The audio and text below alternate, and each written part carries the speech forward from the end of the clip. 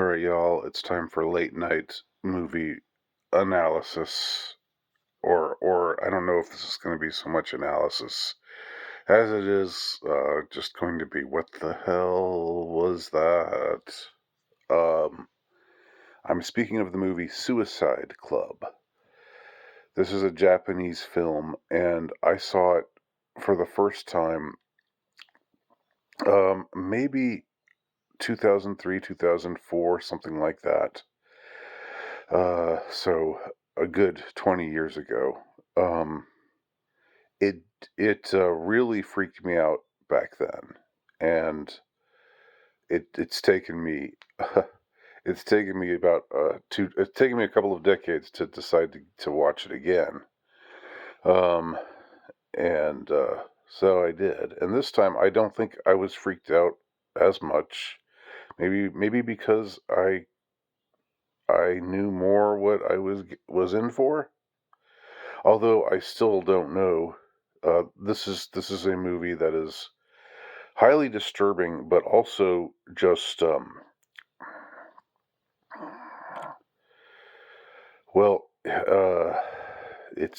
let's just say that it's the interpretation is abstruse. Uh, in the final analysis, it's rather open ended. Um,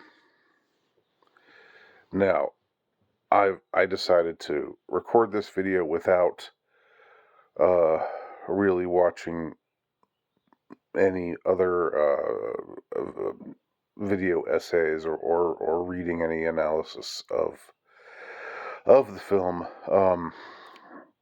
just because I didn't want my commentary to be tainted by whatever whatever kind of analysis, whatever the hell people thought this movie was about, or you know how this all made sense. Um, you know, I didn't I wanted to come at it just man versus movie, just without any intermediaries, and so that's what I'm doing here.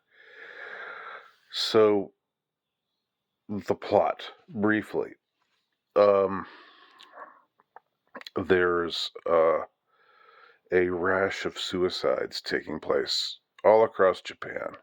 Now, I think Japan already has a high suicide rate, and of course, historically speaking, suicide has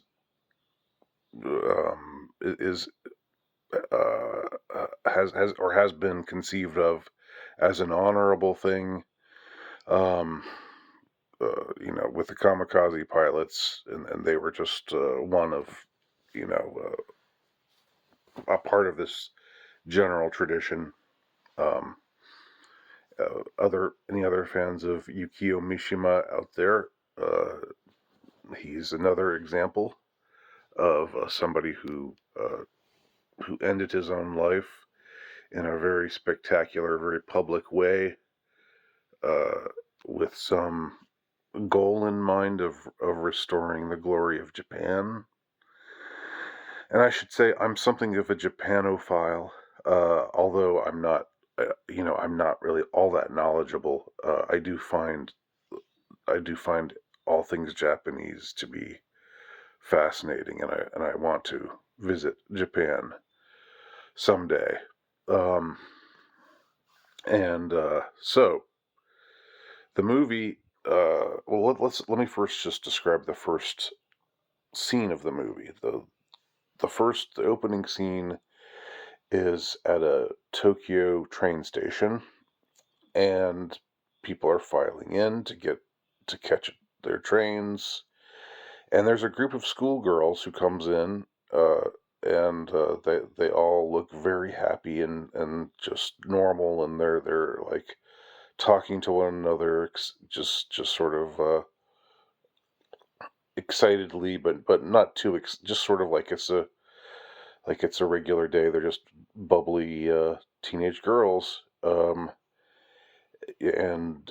then as the train approaches, and the voice on the intercom warns passengers to get behind the yellow line. These girls all, as one, step to the front of the platform, hold hands, and then, as the train approaches, count to 3 and jump. And it turns out that 54 girls just died jumping in front of a train, and there's blood splattered everywhere.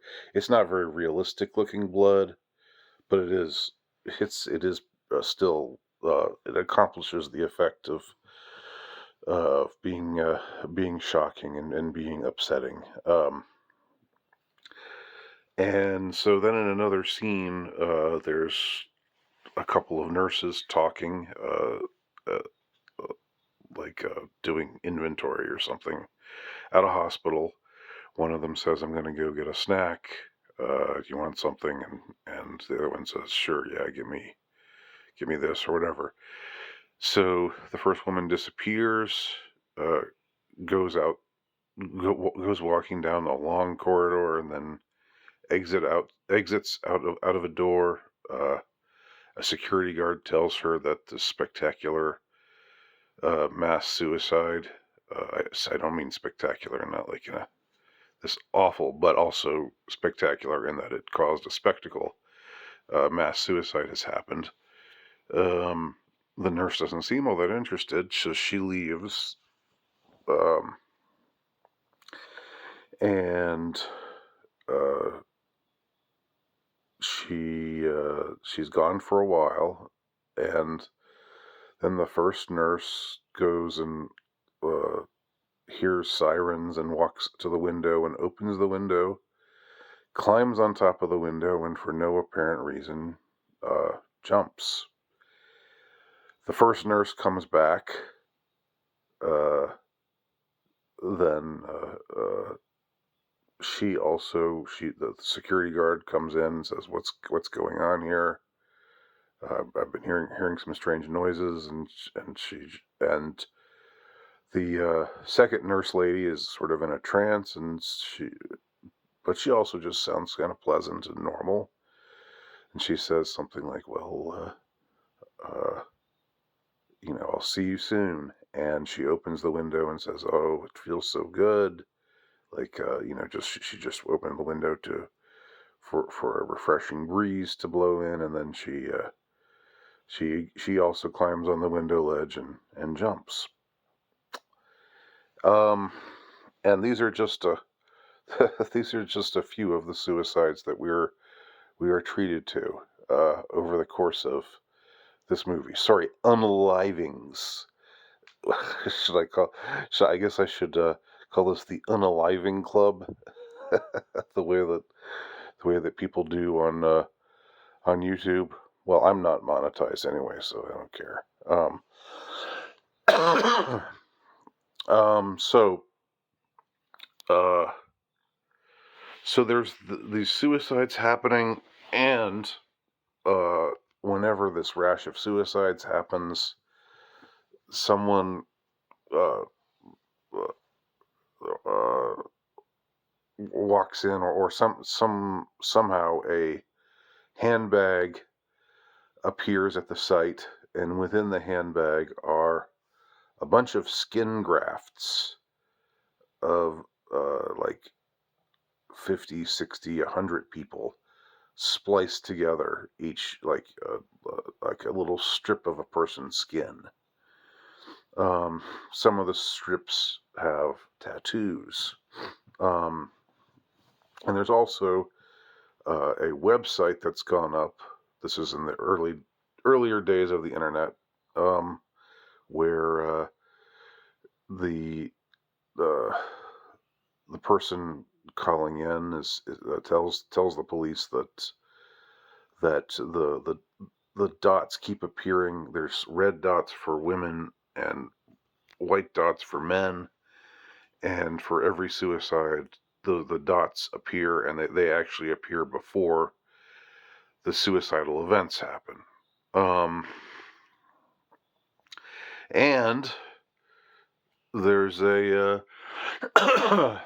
there's a seemingly innocuous but very weird, uh, at least maybe it's not so weird in Japan, but there's this girl group, and when I say girl group, they're young girls. They're like 12, 13, 14 years old, and they seem to be wearing these like sort of oversized nightshirts and doing the singing and dancing routine, and the songs seem uh, seem fairly innocuous, but they all have numbers on their nightshirts for some reason, and becomes something to notice later. But I'm not going to go into every twist and turn of the movie. I'm just trying to generally set the table here of what we're in for. So the Tokyo police are on the scene, and it's very non-woke portrayal of the police. They're all guys. They're all manly men, some young, some older, but predominantly men, and they're uh, uh, they at first don't know if this is just you know just if these are just events taking place, or if it's some I mean if it's all just random, or if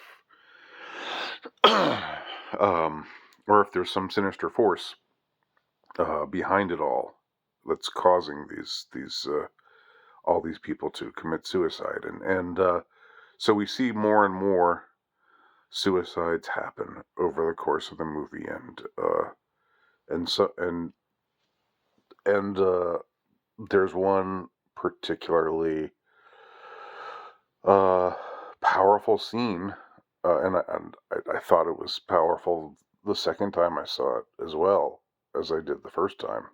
Um, that's set at a school, and it's just a bunch of kids, and they're just sort of, in a way, they're just being kids. They're just being they're overexcited, and they're like, you hear about those suicides, all those girls who jumped on the train tracks. Let's commit suicide too, and they're all like eating their lunch on top of the roof of the school, um, and you can't tell whether they're kidding or whether they're all just sort of being uh, uh, uh, being silly uh, together, or if there's really an undertone of seriousness to it. And as the scene goes on, it seems more and more like these kids are really under some spell where they're really thinking, yeah, we're going to do it. This is it. We're going to jump off the top of this building. But others are sort of just sort of the mindset like, oh, this is just we're just having fun here. This is just play acting, the way that kids do. But a few kids do end up really jumping, and so we see them falling past the windows while other kids are in classrooms, and we hear the splatter of their bodies. This movie doesn't hold back as far as showing us explicit images of the dead and of blood and stuff. Although again, I would say it doesn't look particularly realistic, but it's still weird and still upsetting to see. Uh, so what else can I say about this movie? I there's a lot I could just talk about the plot, but of course I don't want to do that. I think I've already maybe told y'all a little bit too much of the plot, or dwelt too much on the plot, and not enough on what again what exactly is going on here. So we eventually, okay, well, I should also say there's this strange subplot involving this sort of, uh, Manson-like cult, that's I don't know what I guess they they've they're in a bowling alley, but the bowling alley is connected to this apartment where they kidnapped this girl and her friends, and they already have some hostages there, and they have some pigs. I think they're pigs. They've got a bunch of animals flailing around in blankets, making squealing noises, and then this this guy gets up, who's sort of a Japanese David Bowie. He's got his hair is dyed blonde, and, and they play this rock song as they rape and kill this girl. um, and it's so weird. It's this is the part where it gets like a little campy. But I would when I say campy, normally something that's campy is just you just laugh at it, and it becomes too out there for you to take seriously. But this movie never, even during this scene, there's still some very disturbing and upsetting stuff. We see the this cult leader slash would be rock star, uh, like step on a pig, or I think they're pigs. The sounds they're making make them sound like pigs. I thought at first they were dogs, but I think they're pigs, and he steps on one and repeatedly and crushes it to death, and we see it, but it's under a blanket. Pigs in blankets. I don't know. So this group gets apprehended eventually, and they, that it's revealed that they put these messages out there in the over the internet, uh, and encouraging people to commit suicide, and so they get it's sort of like thought that they are the ones who are behind it all. But what we find out eventually is that in some way this this seemingly innocuous girl group are the ones who are either behind everything, or maybe they're maybe they're just observing what's going on and commenting on it in this weird like sort of there's a scene where this girl who earlier in the movie almost died when her boyfriend jumped from the top of a building and landed on her. So he died, but she didn't. Um, and she's got a butterfly tattoo on her back, which is some of the skin grafts have butterflies. So this girl does some investigating, watches some videos of this group, and their name is either Desert or Desart. It's spelled Dessart, uh, but I don't know. I don't know if that's supposed to be like the English word dessert or not. Anyway, she uncovers apparently some secret messages in uh, on some of the posters left behind, or that have been taken of this girl group. And then when she goes in and meets with them, she ends up on a stage, and it's this surreal scene where she's being interrogated by a bunch of children, being asked things about herself, like she knows if she understands the connection of herself to herself. Like something like the connection you you have a connection uh, to your parents. You have a connection to your brothers and your sisters and your friends. But do you know the connection you have to yourself? Uh, are you aware of that connection? Um, what the hell does that mean? I don't know. But it's sort of a like a Zen koan type of thing. What is the sound of one hand clapping type of deal? I guess, and unless it's just purposely bizarre and obscure, or unless you just have to be Japanese to understand it. I don't know. I don't know. So, um, so that's the movie. I mean, there are a lot of things I skipped over.